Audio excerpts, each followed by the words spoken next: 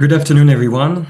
My name is Florent Guérin from Commission's DG Grow, and it's a pleasure for me to welcome you to today's webinar, Promoting a Culture of Prompt Payments in the EU, the Role of Education and Awareness. And on behalf of the Commission, I would like to thank you all for joining us today, and in particular our colleagues from CEPS and EY for preparing today's thematic report, as well as our speakers and panelists for contributing to this discussion. As you know, combating late payments remains an important policy priority for the Commission. They continue to affect businesses across Europe, reducing their liquidity, limiting their investment capacity, and ultimately undermining competitiveness and growth. They affect all businesses, but SMEs are particularly vulnerable because they often have fewer financial reserves and less bargaining powers than larger companies. And the findings of the European Payment Observatory confirm that the situation remains worrying. Actually, more than half of European businesses report experiencing problems linked to late payments. And average payment periods continue to exceed 60 days in both B2B and G2B transactions, with public authorities paying even later than businesses across the EU. And in the current context of inflation and geopolitical and economic uncertainty that you know, we are expecting a further aggravation of the payment performance, placing additional pressure on businesses' liquidity and resilience. And this is precisely why addressing late payments requires a comprehensive approach. Legislation provides the legal framework and establishes the rights and obligations of businesses, and effective monitoring and enforcement are equally important to ensure that these rules are respected in practice. But legislation alone is not enough, and improving payment behavior also requires changing business practices and fostering a stronger payment culture. And this is precisely where education, training, and awareness raising can make a real difference. They can help businesses better understand the importance of prompt payment, strengthen financial management, and improve cash flow planning. They can also encourage businesses to make better use of the rights already available under the existing legal framework. And this is particularly relevant for SMEs because they generally have fewer internal resources, less specialized financial expertise, and more limited access to dedicated legal or financial advice than larger companies. So supporting SMEs in developing these skills can contribute not only to reducing late payments, but also to strengthening their overall resilience. And today's thematic report, Leveraging Educational Initiatives to Reduce Late Payments in the EU, explores precisely this dimension. It examines how educational initiatives in their diversity can complement regulatory and market-based approaches to better promote payment practices across Europe. Turning briefly to today's agenda, we will begin with a presentation of the report by Sosema Ilian, Senior Consultant at EY, and this will be followed by a panel discussion with Matt Blanks, Vice President for European Public Sector at MasterCard, and Sam Robinson, Partner at EY UK. And Pierre Osmer, Partner at EY, will be the moderator. And before we begin, just a few practical reminders. This webinar is recorded. The slides will be shared after the webinar.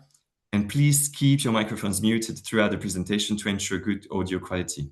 And of course, don't hesitate to share with us your questions and reactions during the Q&A session of the panel discussion. So thank you once again for joining us today. And I hope you will find today's discussion and presentation both insightful and inspiring. I wish you all an excellent webinar. So over to you. Thank you. Thank you. Thanks very much, Laurent. I will now share the PowerPoint. I believe you can see it. Could you confirm? Perfect. So we will be presenting, as mentioned by Florent, the thematic report on educational initiatives that we have drafted recently, and it will be published soon on the website. I will, I also have put the agenda just for visuals to see this is the order in which we're going in, and without further ado, I will jump into the thematic report. The objective of the report, what we were trying to examine through this, and the main research question we were addressing is to what extent and through which mechanisms do educational initiatives contribute to reducing late payments and improving payment discipline among businesses across the EU. In terms of the material scope, we were looking at educational initiatives that were most recently adopted in the EA and UK member states, and they would aim to combat late payments. And we're looking also at impacts and features of diverse educational initiatives. And particularly, we categorize them in terms of into groups of financial literacy training, awareness campaigns, also certification and standards. And in terms of geographical scope, as mentioned here, we covered EEA and UK. Methodologically speaking, the report looks at qualitative and quantitative evidence from various international institutions, national authorities, and other sources, and with the goal to understand the broader late payment landscape, to identify trends, particularly in SME participation in training and awareness efforts, because as we will see in the report, this is quite a crucial aspect for SMEs to be aware of, and also to assess the documented impact of programs on payment discipline and credit management. As mentioned, we also looked at other sources, of course, including academic literature, empirical studies on financial literacy, all of this with the goal to explain the mechanisms through which education can influence financial behavior on late or prompt payments. But what the first important step to understand is, why does education matter in this context? Looking at a broader concept of financial literacy in the EU, we can see that it is, first of all, one of the EU policy priorities. And statistical data shows that about 1 in 5 adults in the EU have low financial knowledge. And even 16% of citizens as of 2023 were lacking emergency savings often. And therefore, considering all of this situation, in May 2024, the Council of the EU called for stronger financial literacy and was suggesting to pay particular attention to vulnerable groups, but notably for our report, entrepreneurs and SMEs. And as mentioned, SMEs are a particular group here, and it's of particular importance to them. So why is this? Because SMEs, the financial literacy level of SMEs can often be disproportionate to their late payment exposure. As we have shown through the observatory throughout time, SMEs are usually very affected by late payments compared to, for instance, larger companies. And the aspect here is that their financial literacy levels can also be low, which can exacerbate further the exposure to late payments.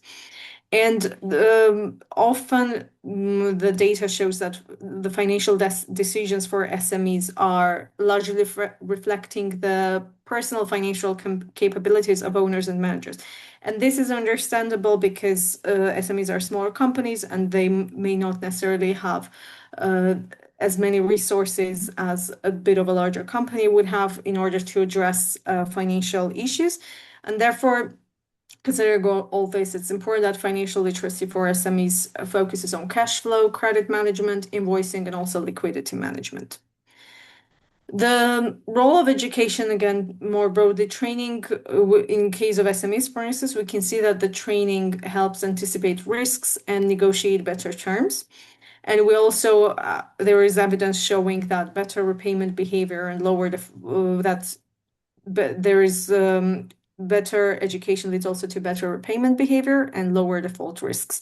One notable example here are the Italian micro firms during the emergency crisis of COVID-19, where it was observed that higher financial literacy among micro firms was associated also with greater resilience to external shocks, including to shocks such as COVID-19. All of this being said, it is very important to note that, however, education is a complementary factor. It is enabling to through other also sources, through other measures. It is not a standalone solution. So we cannot claim that if we provide education, the issue of late payments will disappear. But rather, it's important to note that education has to be paired with regulation, enforcement, of course, and generally market-wide incentives to overall shift the payment culture towards more prompt payments. Moving forward, we will talk a little bit about each of the identified sections that I mentioned a bit earlier. So starting with financial literacy training. What is the importance of financial literacy?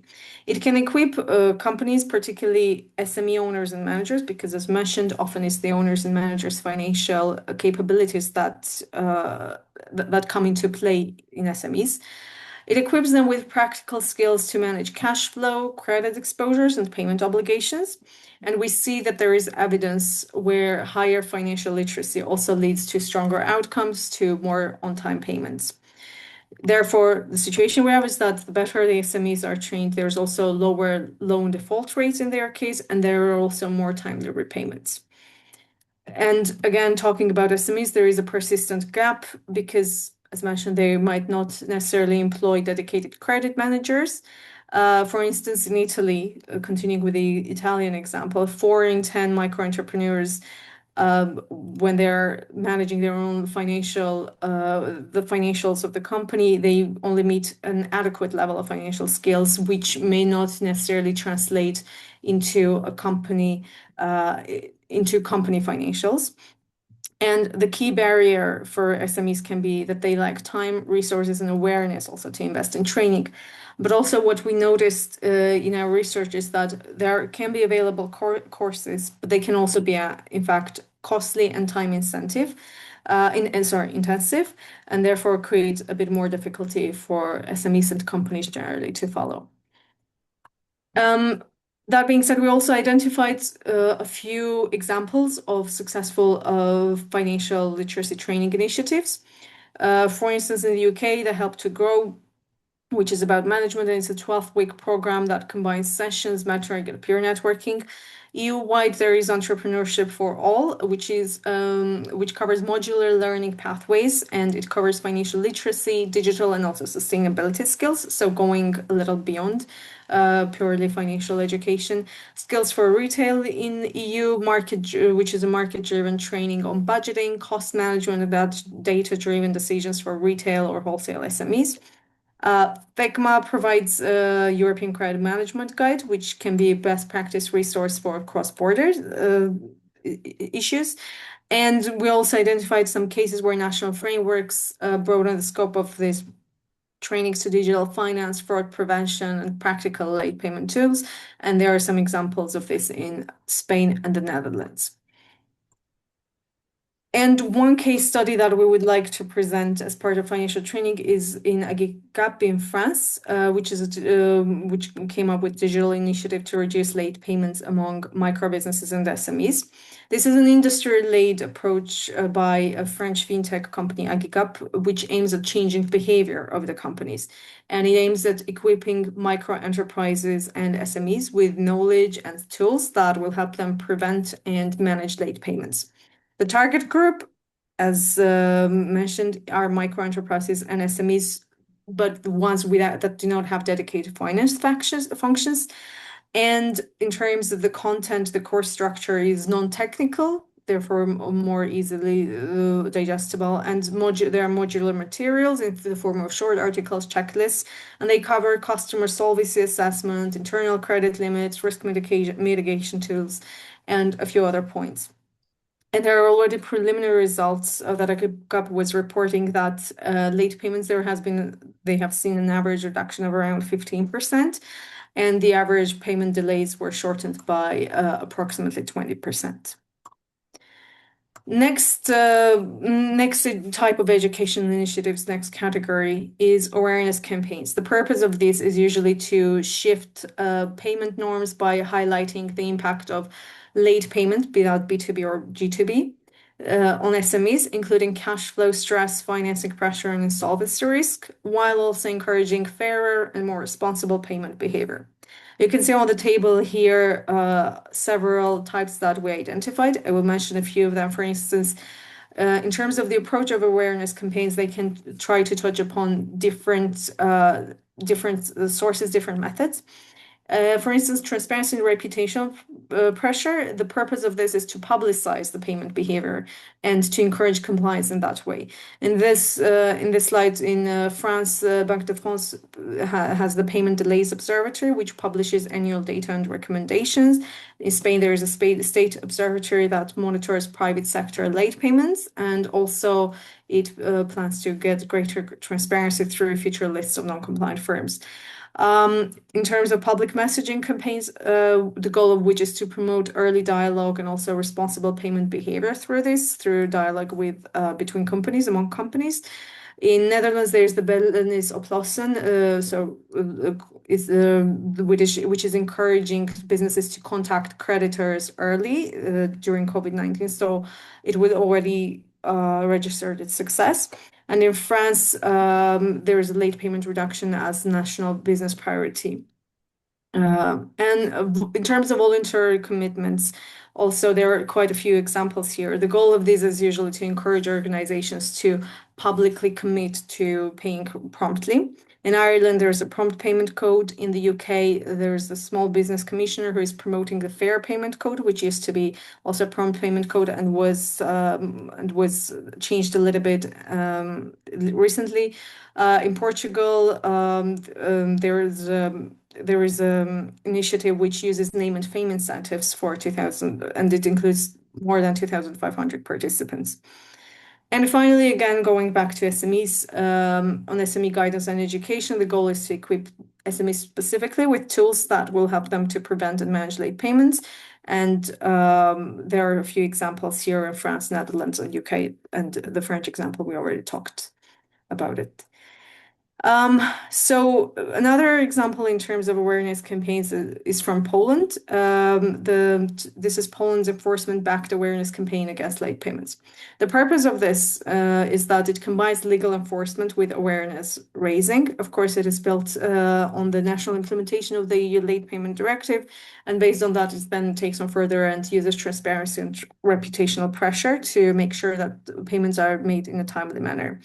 The goal is to improve payment discipline among large firms and protect SMEs from chronic late payments. As you can see, over 46 billion zlotys were overdue receivables by the time of the late 2025. The target group and content is focusing on both large enterprises and SMEs and suppliers. In terms of large enterprises, it's an enforcement-backed messaging on compliance, reputational risk, and good practice. And for SMEs and suppliers, there is guidance on rights and notification mechanisms via UOKiK's public communications and dedicated web pages. And just to clarify, UOKiK is the Office of the Competition and Consumer Protection in Poland. There are already some preliminary results reported in terms of the number of decisions. 29 decisions were issued already in 2025, and over 10 million zlotys in fines were set. And in early 2026, there were already more sanctions, with already 8 companies being fined for not following the requirements. Moving on from awareness campaigns, we also looked at education through certification and standards. Standards and payment codes act as practical learning tools, essentially. And through these, companies commit to acknowledged payment principles. They review their internal processes, improve how invoices are approved, monitored, and then, of course, paid. There are key examples here, UK and in Italy. UK mentioned briefly already the Fair Payment Code, which has a tiered bronze, silver, and gold awards. And these are awarded to companies based on their verified payment performance. And in Italy, we have the Code of Responsible Payments, which is an industry-led commitment to ethical B2B payment practices. It is supported by monitoring and possible exclusion cases also in cases of non-compliance.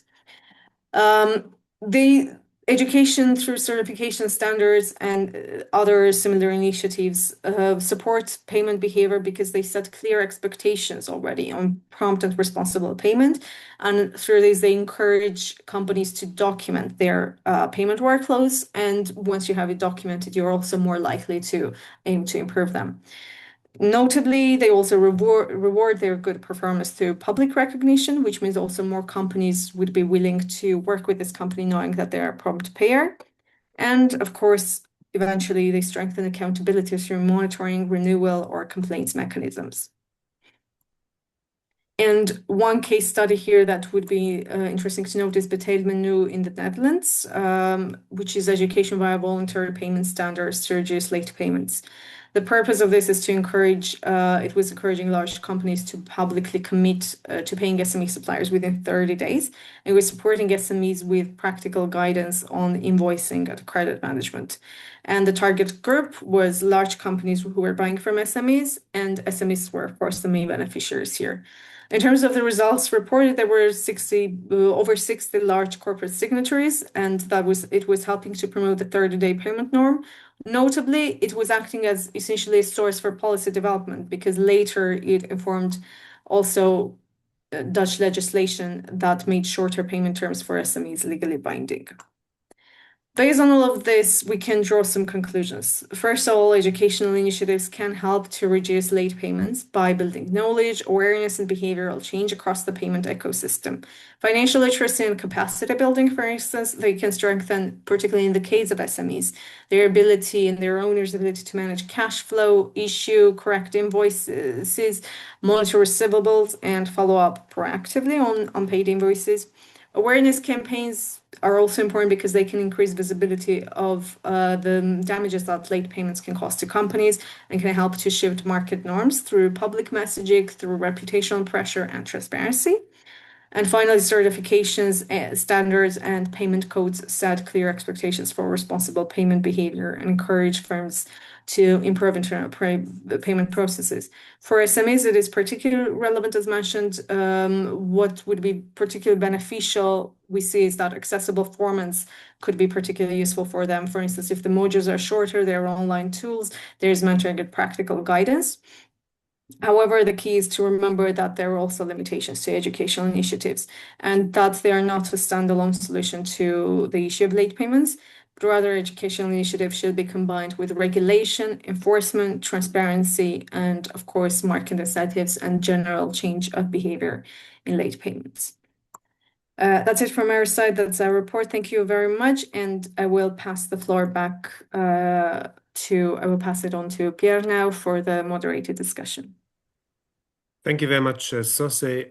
Bang on time with your presentation. So we have half an hour for a discussion now, and I'm very pleased to be able to introduce two panelists today.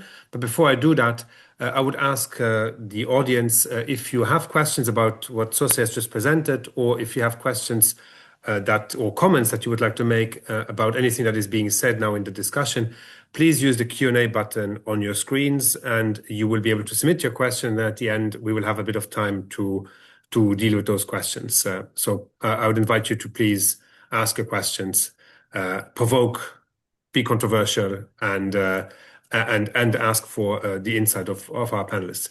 So I'm very pleased to introduce the two panelists that we have today to you.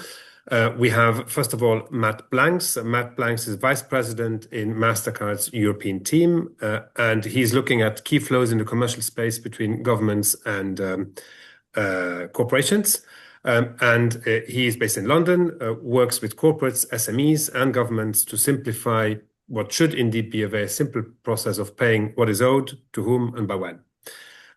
Alongside Matt, we also have Sam on our panelist, and Sam is one of my colleagues, actually, Sam Robinson. He's a partner in EY's European Cash and Working Capital team, and he has a specialism in payment practices across Europe.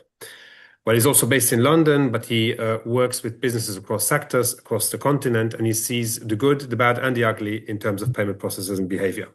And I'm very happy to hear more about the good, the bad, and the ugly then today in our discussion.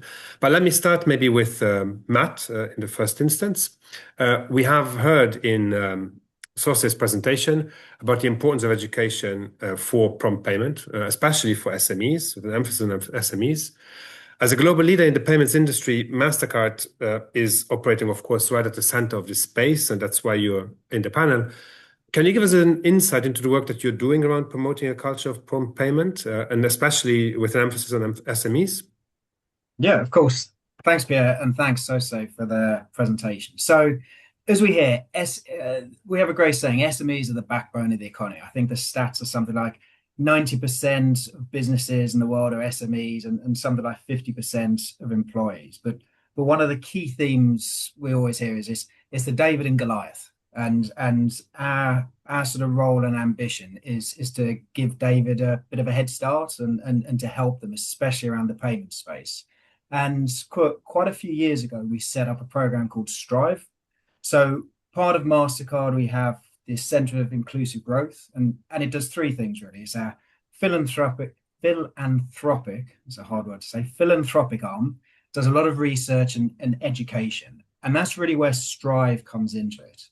So over the last 3 or 4 years, we've reached, I think it's something like about 19 million SMEs. And it's a three-prong attack. It's one around digitization and really it's helping SMEs to have that digital approach. One is around working capital, and I hope Sam's going to touch a little bit more on that working capital piece. But what we really want to do is stop them having to leverage their working capital with late payments. And the third piece is really around skills and education. And that's really where, from a MasterCard perspective, we want to lean in with partners and really help educate those SMEs.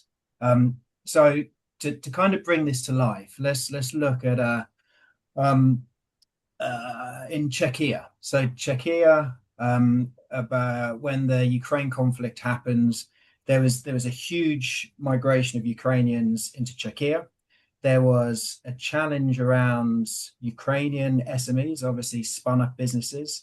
There was a challenge around Czechian SMEs. And what we saw is that there was inadequate access to finance, but secondly, there was a real challenge with actually how a lot of these immigrants go about setting up a business.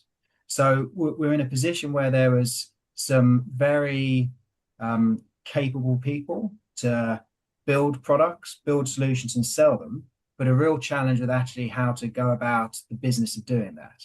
So what we did is we worked with key partners. So we set up what's called the One Platform, and excuse my Czech here, but Pro Podmankilta is what we created. So it was a virtual and physical platform that had the Association of Small Businesses, the Chamber of Commerce, that has 125 organizations to it, and it had a number of elements to it.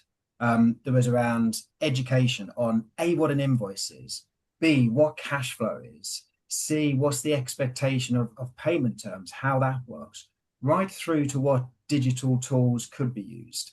And from that, in a couple of years, we touched, I think it was around 20 million. Oh, I'll come back to you on that number. 2.5 million, there we go. It was around 2.5 million small businesses that we work from a partnership perspective. And I think that's the key piece is MasterCard can't do this alone. It was really working with all of those organizations and having lots of different approaches for those SME communities that could educate them on a swathe of different approaches. Excellent. That's a really fascinating example that you gave us there. And what is, from your perspective, based on this work, but all the work that you and MasterCard are doing, what is the most important lesson that you have learned about how to educate people about late payments? What works in your view? Is two things: reach and relevance. Is MasterCard? We're a fairly big company, but we're a fairly small handful of people. We're not as big as you may think. So we cannot reach all of those SMEs. So from a reach perspective, we need to bring in trusted people. So some people sit there and go, oh, MasterCard is this big company. Do we really trust as a small little enterprise? So actually, that's where we work with the Association of Small Businesses. That's where we work with the Chamber of Commerce. So they get that reach. And then the second piece is it has to be relevant. You can do the most amazing digital programs and all of this, but if that Ukrainian immigrant doesn't understand what a P&L is, doesn't understand what an invoice is, that digital whizzy thing with bells and whistles is going to have no relevance at all for it. So that's really reach, get the scale, but what you're preaching and what you're educating has to be relevant. So it has to be a multi-prong attack that you use with those SME individuals. Okay, great. Thanks a lot. Pleasure. Very concrete examples and lessons that you got out of this experience. Turning over to Sam, in your experience at EY of working with different businesses and supporting them in your role as a consultant, do you agree that financial literacy is important in tackling late payments?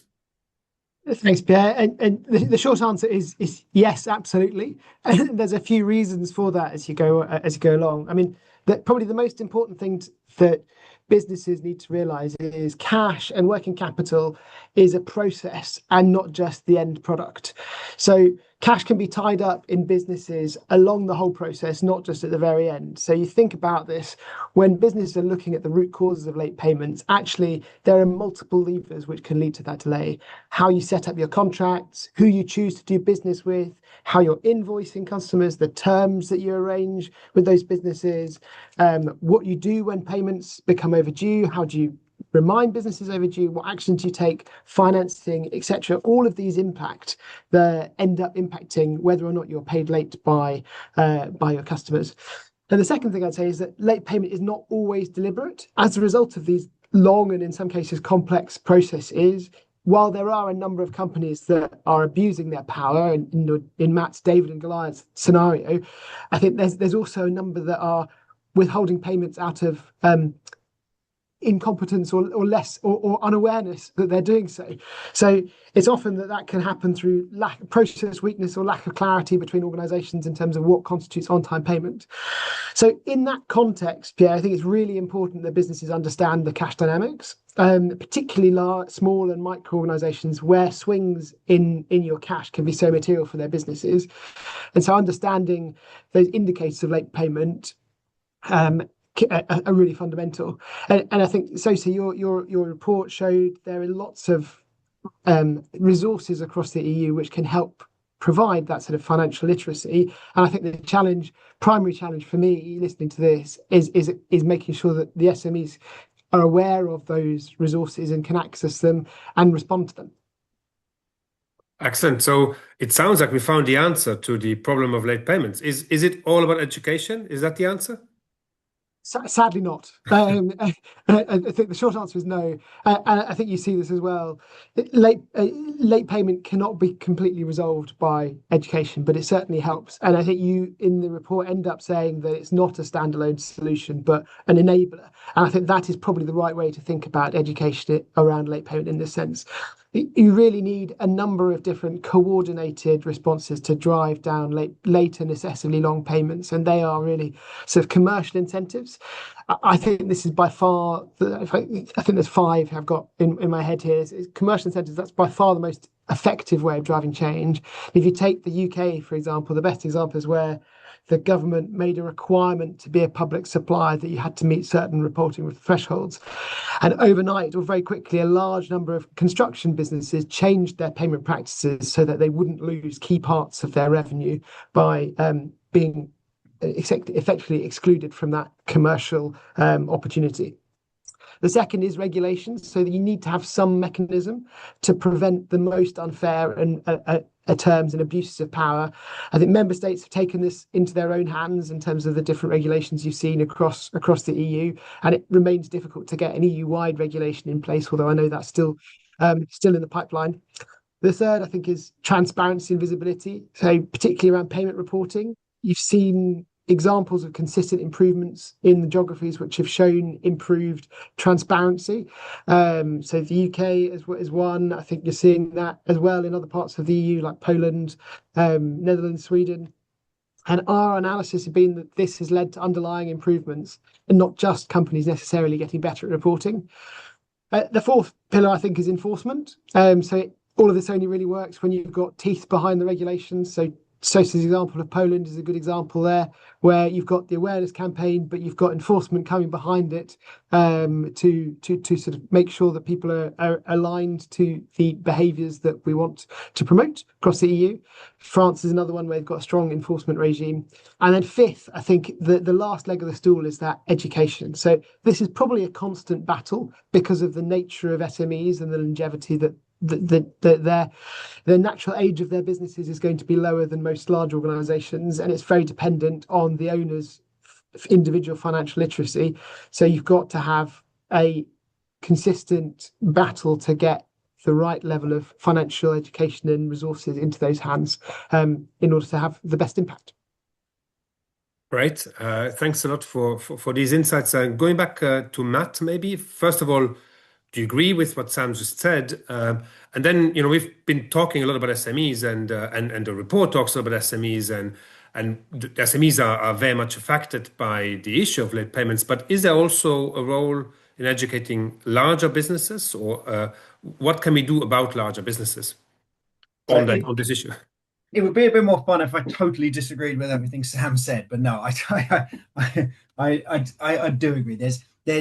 Education isn't just going to solve it, and I think there's two approaches that we're taking with larger corporations. Is firstly, there's a real education piece around how they can do things differently, and as we heard, a lot of this isn't malicious. It's just incompetence. That we're a big organization. We have these huge big ERPs that we have to onboard people in, and it takes time. And unfortunately, SMEs have the smaller voice in this. So firstly, there's a lot of payment technology that we have. So we're working with a lot of the big ERPs. So you may have heard of SAP and Oracle. They do big procurement pieces. Within those, for the smaller entities, we can spin up very quickly what's called a virtual card. So it will just, if it's a €100 transaction for a plumber to fix something, he doesn't have to be onboarded into the system, send an invoice, purchase order. I need €100, and that is within the confines of the SAP system. Quick €100 can be spun up in a one-use virtual card that goes straight to that plumber. So working through our partners, we're sitting there saying there are different approaches to doing this. And then, as Sam said, there's a number of different levers. There's commercial, there's regulatory, there's education. But one of the things that we're seeing is we've sort of seen the carrot of this is how you can change things. But also for big corporations, they sometimes need to be shown up a little bit. And that's where we're starting to see, and to keep them honest. And what we see is a number of education programs. And there's one in the UK that we sponsor that's called the Good Business Pays Association. I think Sose spoke through, and it's quite a blunt instrument. It sits there twice a year and has the good guys and the bad guys, and is a bit of a name and shame. And it made us focus internally that when we started sponsoring these, we looked at our own processes and said, if we're going to sponsor one of these, are we actually the good guys? Do we have good payments behavior?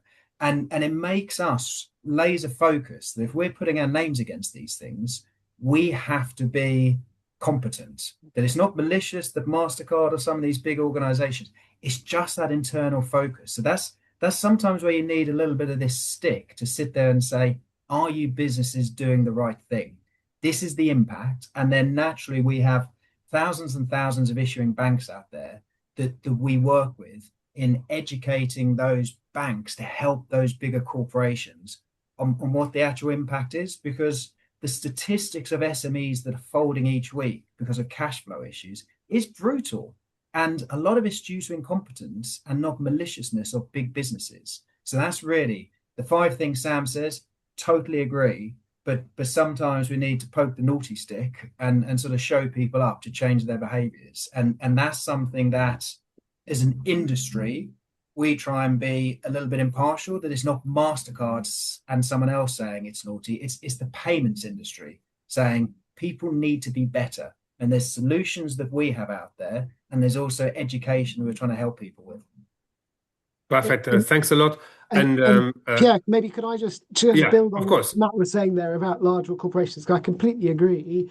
I think there's also some of the challenges that you see with large corporations is if you ask them, do you want to pay small businesses late?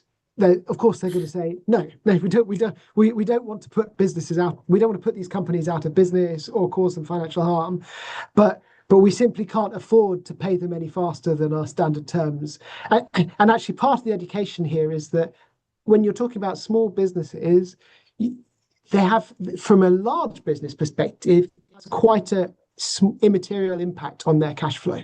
Yeah. So actually, the more sophisticated large corporates who are aware of the situation are operating differentiated payment policies where they will pay small businesses very rapidly and reserve their commercial corporate terms for those businesses which are capable of operating at that level. And you end up, in that sense, you can have the best of both worlds as a large corporate and preserve your cash and working capital while simultaneously helping accelerate cash to the supply chain for the smallest businesses. So there is a bit of education there that we need to help large businesses realize it's not going to put you out of business, helping small businesses with their cash flows. And I'm just going to jump in on that one as well, Sam. If you ask a number of big businesses, how do you pay a small business? They probably go, I don't know. Exactly like that €100 million transaction that I'm doing for X, Y, and Z. So there has to be a differentiated way to treat them and that's part of education, because the onboarding process for €100 million transaction is sometimes especially exactly the same with a €100 transaction. And that just breaks an SME. And then they get payment terms of 120 days. That isn't what they want. So part of that education is you can actually reduce your costs, major corporation, of onboarding that €100 transaction, and you can do it differently, and you can do the right thing, and you can get it off your books in a much more economically viable process. Great. And maybe going back to Sam, so what do you do as an SME? And going back to SMEs, what do you do as an SME if you're working for one of Matt's bad guys? You have a bad guy as a client. What do you do? I think maybe there's this without a few things you should do. The first thing you should do is know your client. So understand your client. Increasingly, there is a huge amount of information available externally, which will give you information around their payment practices, their standard terms, payment policies that they provide on their website. It depends a little bit from country to country within the EU, but you don't just have to rely on credit information from a credit insurer. There's a lot of resources you can do. So understand what terms you're being offered, how that compares with what they're offering elsewhere, what their typical payment performance is like. So you go into that conversation with eyes wide open. The second thing I'd say is speak to that client. So most, as we've talked about already, most large businesses are either unaware of the scale of late payment organisation or are embarrassed by it. They may not always have the resources needed to resolve it, but being quick to highlight the issue will mean you're more likely to get a quick resolution or get a warning sign that this customer is going to persistently pay late and cause you a problem. I think next, you've got to understand what resources are available in your local jurisdiction. So as I think your report sets out, Pierre, and so they say that many countries have dedicated support for small businesses, either directly funded by the government or by an adjacent agency. And so there are a number of ways that you can help, both from education or sort of FAQs or templates if you need to write letters, arbitration, etc. And lastly, although you hope it never comes to this, you need to understand who you can escalate to, and what lever you need to pull quickly to make sure that's successful. Because probably my overriding message is to small businesses: the sooner you intervene, the more likely you are to get a resolution for non-timely payment, and the longer it goes on, the harder it actually becomes to resolve. Thanks a lot, Sam. Last question before we get to the Q&A, and I see that there are some submissions already. Just a reminder, if you want to ask a question, please do it via the Q&A button. But last question to Matt, and just looking a bit into the future and trying to see how you see these issues of late payment evolving, and how do you think that educational initiatives that are trying to tackle late payments need to change to take into account technology, market, behavioral trends that you see at MasterCard with the huge data that you're sitting on, that you see already emerging? So you can never have a webinar without talking about AI. So it's sort of like a MasterCard commitment that we have to talk about it. But if you look at the way AI is evolving, so firstly, entering that digital space is quite a big step for a lot of SMEs, because if you look at the bookkeeping capabilities of a lot of SMEs, there's still a lot of paper and Excel spreadsheets. So bizarrely, when we speak to SMEs, we obviously love our surveys, but like 73% of SMEs say, I will use AI if it helps me. So for starters, a lot of the stuff that I spoke about with Strive, we triage SMEs to make it relevant. We ask a number of questions. AI does its magic because we can't personally interact with those 19 million SMEs, and it will tailor the training that those SMEs need. But really what we're starting to see is what the future looks like. If you look at a lot of these digital bookkeeping platforms, accountancy platforms, that's really where the power for SME lies. Firstly, there's an education piece, because you talk to an SME and their perception is these digital accountancy platforms cost 15 times more than they actually are. So there's a perception that the digital proactive future is really cost prohibitive. It's not. Then secondly, what we're doing is we're working with a lot of these platforms, and the automation is amazing. So from invoices to correctly populating how the corporation wants them, to reconciliation, to sending them out, to remittances, to ensuring payments at the right time. If there is a late payments gap, it's then already working out what the best working capital bridge is for that, and enabling the SME to go and do what they do and to be able to go and sell their products. Not worry about all this painful stuff in the background that doesn't really interest them, apart from getting those flows in.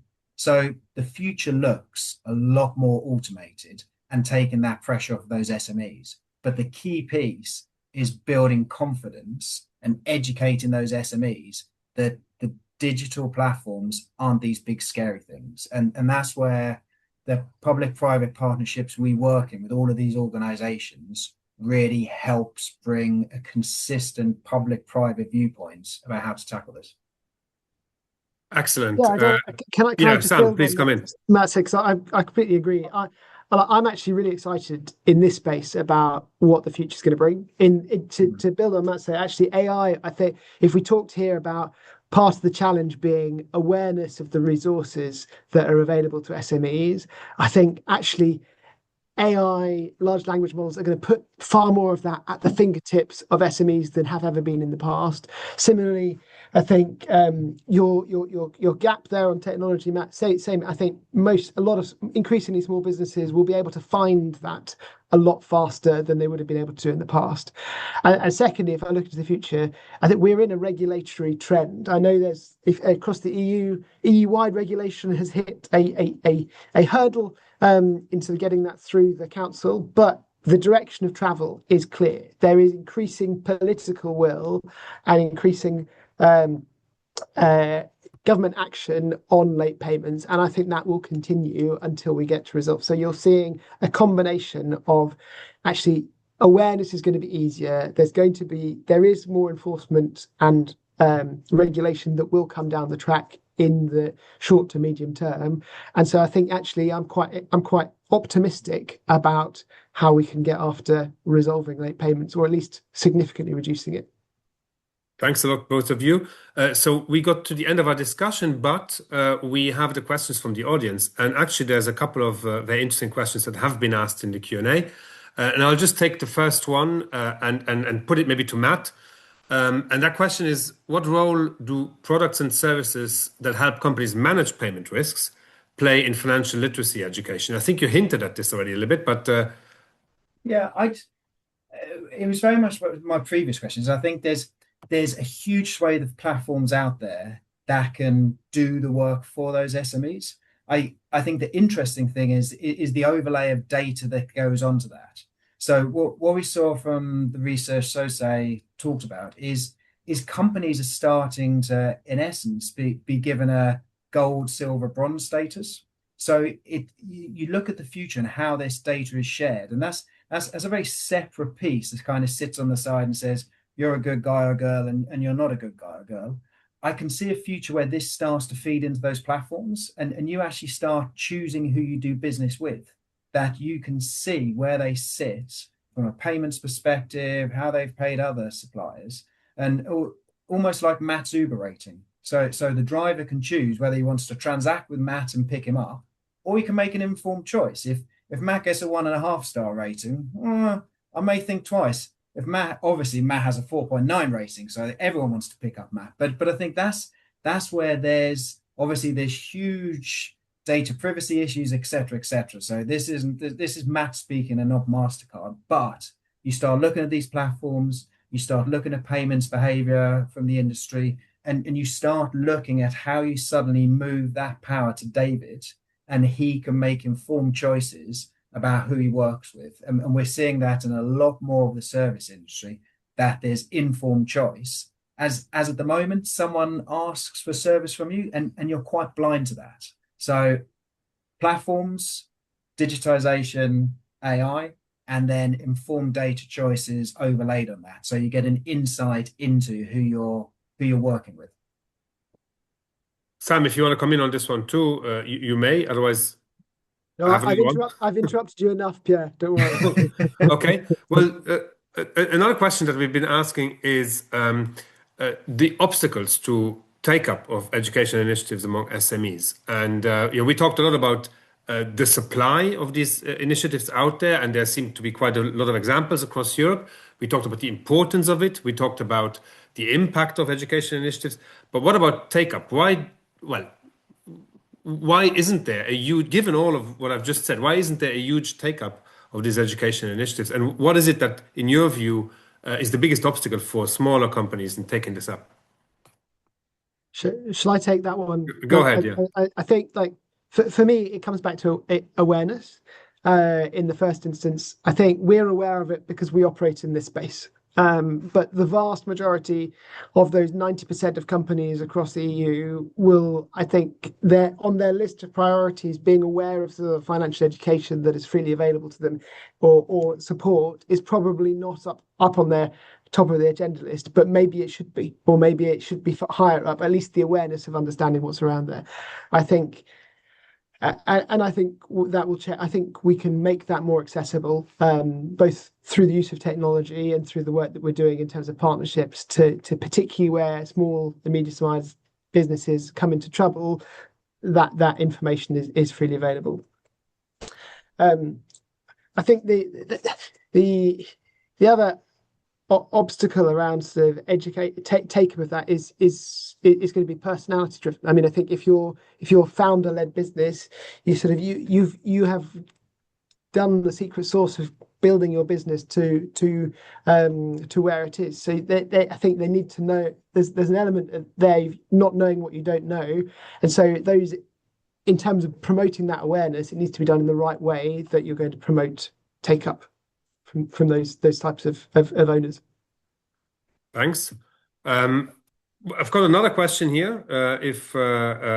You jump on it as you wish. Is there a role? So we talked a lot about SMEs, and we talked a lot about larger companies, and we talked about them separately. And we talked about how they're different, and but of course also there's lots of linkages. So is there a role for an initiative that brings together smaller companies and larger companies to understand these issues together, to understand the impact that one has on the other? Yeah, I would say yes and no. So I sit on the fence. So it's wonderful if you bring industries together and have a chat. The big corporation will understand from the SME, but they'll walk away from that meeting and it's benefited a few SMEs and a few corporations. So that's really where I would say we need to leverage the power of the observatory and the EU to really then shout about it.